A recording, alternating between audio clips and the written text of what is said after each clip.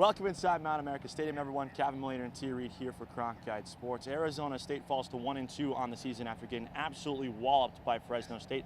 29-0 was the final. And Tia, part of the reason why the Bulldogs were able to shut out the Sun Devils and why they got out to that big lead early on, turnovers, 8 of them for Arizona State.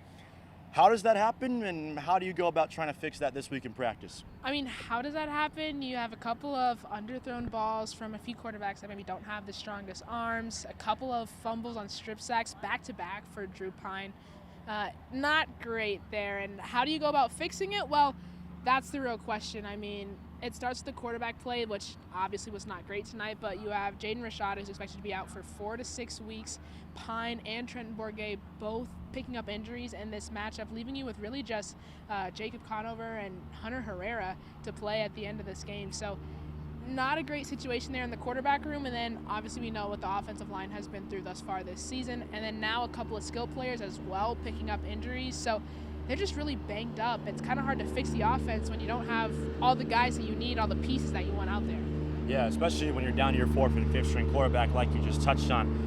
Let's talk about the one bright spot for Arizona State tonight. Probably the one positive takeaway you could have in a 29-0 loss at home.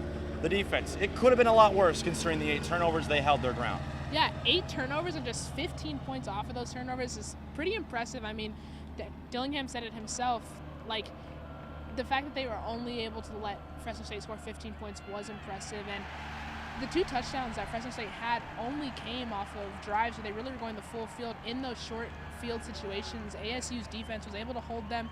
Brian Ward coming with some very interesting blitz packages. We saw a couple of DB blitzes. Ro Torrance picking up 2 sacks today, and Shamari Simmons coming with his own as well. So the defense, like they've done the past couple of weeks, has been more of the bright spot for ASU, but it's really tough for that defense to hold strong and to try to do something when the offense is not able to get anything going.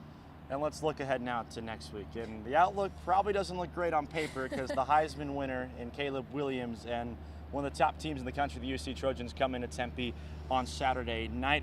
Early outlook for a banged-up team that's just trying to find any life and momentum. Yeah, I mean, the biggest thing that you would expect from this ASU team, or that fans would hope for from this ASU team, is that they score. They haven't scored in the past 6 quarters of football that they've played. Didn't score tonight. Didn't score in the back half of that game against Oklahoma State. So pretty substantial scoring drought for the Sun Devils. And then as well, like I mentioned before, the defense has been the bright spot, but with an offense that's that electric, that's that outstanding, can they really expect the defense to continue that level of play, especially if they have nothing going for them on offense to back them up? Outlook right now is not great. We'll see throughout the week who does and who doesn't practice for ASU, but it's not looking good for the Sun Devils. Yeah, points are going to be a necessity when you play one of the top offenses in the country. That's going to wrap it up for us here at Mount America Stadium. For T. Reed, I'm Kevin Miller. So long from Cronkite Sports.